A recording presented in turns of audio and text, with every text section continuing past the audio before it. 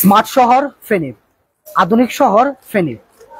2025 সালের এই যুগে এসে ফেনী শহরের মতো গুরুত্বপূর্ণ একটি সড়কে ঠিক যেমনটা আসলে দেখতে পাচ্ছেন আমার পিছনে, কোথাও হাঁটু পরিমাণ পানি, কোথাও হাঁটুর নিচে পানি, কিংবা কোথাও হাঁটুর উপরে পানি। এভাবে চলছে ফেনী শহরের অন্যতম জনবহুল এলাকা পাঠানবাড়ি এলাকার দৃশ্য। এখানকার যে সকল মানুষজন রয়েছে, হাজার হাজার মানুষ, এখানকার বসবাসরত মানুষ থেকে শুরু করে যারা রয়েছে, সকলে আসলে এই যে পানির দুর্ভোগ সেটি পোহাচ্ছে, যার ফলে দীর্ঘদিন ধরে এই অঞ্চলের মানুষের মাঝে আসলে ক্ষোভ, হতাশা বিরাজ করছে। এবং যেখানে এখানকার যে সকল ব্যবসায়ীরা রয়েছেন তারা সবচেয়ে আসলে ক্ষতির সম্মুখীন হচ্ছেন। আমার পাশে যদি আমি দেখানোর চেষ্টা করি, আবু বকর সিদ্দিক নামে একটি জামে মসজিদ রয়েছে। এখানকার পাশেই দেখতে পাচ্ছেন সড়কে যে পরিমাণ পানি, আসলে মানুষের স্বাভাবিক নিত্যদিনের সাথে আসলে পানির সাথে একটি সম্পর্ক হয়ে উঠেছে এবং এভাবে চলছে আসলে এই এলাকার মানুষের জীবনযাত্রা। আমি একটু যদি পিছনে দেখানোর চেষ্টা করি, একটি সিএনজি দেখতে পাচ্ছেন, প্রায় মনে হবে আসলে বন্যার পানি বেয়ে আসলে তারা অতিক্রম করছে।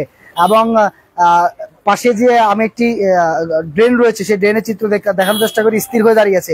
গাড়িটি ইতিমধ্যে বিকল হয়ে পড়েছে এবং গাড়িতে প্রায় কয়েকজন যাত্রীকে আমরা দেখতে পাচ্ছি। এভাবে আসলে ফেনী শহরের যে অন্যতম জনবহুল এলাকা পাঠানবাড়ি এলাকা, এখানকার এই জনপদের মানুষের জীবন এভাবেই চলছে। সামান্য বৃষ্টি হলেই আসলে এভাবে মূল যে সড়কটি রয়েছে সেখানে পানি উঠে যায়, যার ফলে প্রতিনিয়ত তাদেরকে আসলে দুর্ভোগ পোহাতে হয়। এবং যেটি তারা আসলে এখানকার স্থানীয়, আমরা তাদের সাথে কথা বলেছিলাম, তারা যেটি বলছেন, তারা যেটি বলছেন বিগত 4 থেকে 5 বছরেরও অধিক সময় ধরে কিন্তু এভাবেই চলছে আসলে পাঠানবাড়ি এলাকার মানুষের জীবনযাত্রা। এখান থেকে তারা রেহাই পাওয়ার জন্য একাধিকবার বিভিন্ন সময় সংশ্লিষ্ট যে সকল কর্তৃপক্ষ রয়েছে তাদের সাথে তারা কথা বলেছেন, তবে কোনোভাবে আসলে এর যে সঠিক সমাধান সেটি পাচ্ছেন না। আমরা একটু এই যে বিষয়গুলো, তাদের দীর্ঘদিনের যে ক্ষোভ আর হতাশা রয়েছে, আমরা একটু ব্যবসায়ীর সাথে কথা বলার চেষ্টা করব তাদের বর্তমান পরিস্থিতি নিয়ে। এই এলাকার নাম কি এবং এভাবে আসলে কতদিন ধরে আপনারা এই পানির মধ্যে আসলে জীবন কাটাচ্ছেন? এটা হলো পাঠানবাড়ি রোডের মূল সড়ক, এটা মূল টাং রোড এবং এসএস রোডের সাথে সংযোগ সড়ক যেটা, সেটাই। এইটা গত 6-7 বছর মানে নাগাদ এই অবস্থা। মানে মুষলধারে যদি 15 মিনিট বৃষ্টি হয় এই অবস্থা হয়ে যায়। এখানে যতগুলা ব্যবসায়ী আছে, সেই শিশু নিকেতন থেকে এদিকে পাঠানবাড়ি যতগুলা রাস্তা সব বন্ধ। বৃষ্টি হওয়ার সাথে সাথে ব্যবসায়িক অবস্থা তো সবাই এটা বুঝে কি পরিমাণ পানি এখানে। এই যে যদি মুষলধারে যদি 10 মিনিট 15 মিনিট বৃষ্টি হয়, মনে করেন যে 3 দিন সময় লাগে এই পানি এখান থেকে নামতে। 3 দিন।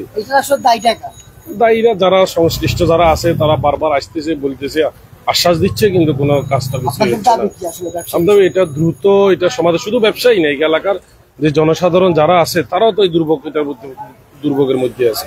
দর্শক, আমরা কথা বলছিলাম এখানকার একজন ব্যবসায়ীর সাথে, আসলে যেটি বলছেন দীর্ঘদিন ধরে তাদের এভাবে আসলে দুর্ভোগ পোহাতে হচ্ছে। আমি আজ আরো একটি দেখানোর চেষ্টা করি, একটি সিএনজি আসলে যে চালক রয়েছেন, যে সিএনজির যে যাত্রীরা রয়েছেন, তারা সহ সিএনজি আসলে ঠেলে নিয়ে যাচ্ছে এই পানিতে। আসলে সামান্য এই যে বৃষ্টিতে সিএনজি বিকল হয়ে পড়ছে।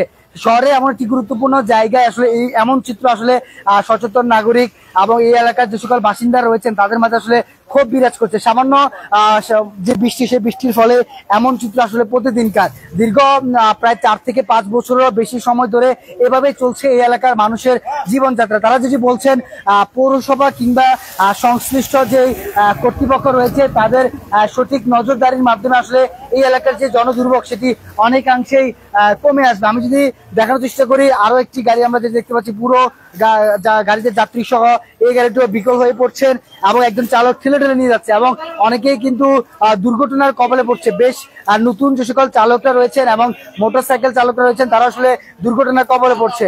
আমরা একটু কথা বলার চেষ্টা করবো, এখানে একজন সিএনজি চালকের সাথে দেখছি, তাকে একটু কথা বলার চেষ্টা করবো। গাড়ি কিভাবে নষ্ট হয়েছে? পানি ঢুকি সাইলেন্সারে পানি ঢুকছে, বন্ধ হয়ে গেছে। কিভাবে আসলে কেমন পানি হয় বৃষ্টি হলে? বৃষ্টি হলে আরো পানি বেশি হয়। আরো পানি বেশি? আপনার দাবি কি? আসলে আমাদের দাবি কি, এটা জিনিসগুলো কাজ করেন, ভালো কাজ করার দরকার, প্রয়োজন। দর্শক, আসলে যে চিত্রটি দেখছি, আসলে জীবন যুদ্ধে তারা আসলে এভাবে লড়াই করছে এলাকার মানুষ। শহরের যে গুরুত্বপূর্ণ জায়গায় এভাবে দীর্ঘদিন ধরে তাদেরকে আসলে যে কষ্ট সেটি কিন্তু পোহাতে হচ্ছে। এখানকার যে সকল বাসিন্দা, ব্যবসায়ী থেকে শুরু করে বিভিন্ন স্তরের মানুষজন রয়েছে, তারা যেটি বলছেন দ্রুত ফেনী পৌরসভা কিংবা সংশ্লিষ্ট যে কর্তৃপক্ষ রয়েছে তাদের সঠিক নজরদারির মাধ্যমে এই এলাকার যে জলাবদ্ধতা সৃষ্টি হয়, সামান্য বৃষ্টিতে যে ড্রেনেজ গুলো রয়েছে, ড্রেনেজ ব্যবস্থা প্রসারিত করে ড্রেনেজ ব্যবস্থা একটি সুফল নিয়ে আসলে এই এলাকার যে সকল মানুষজন রয়েছে তারা এখান থেকে একটি দীর্ঘমেয়াদী সুফল পাবে। না হলে এভাবেই বছরের পর বছর, সময়ের পর সময় তাদেরকে জলাবদ্ধতার মধ্য দিয়ে দুর্ভোগ পোহাতে হবে। দর্শক, ছিল এখনকার মতো আমার কাছে ফেনী শহরের পাঠানবাড়ি এলাকায় সামান্য বৃষ্টিতে যে জলাবদ্ধতা সৃষ্টি হয়, জন দুর্ভোগের রূপ নিয়েছে, সেটি সর্বশেষ তথ্য। তানজিদ শুভ, ফেনীর প্রত্যয়, ফেনী।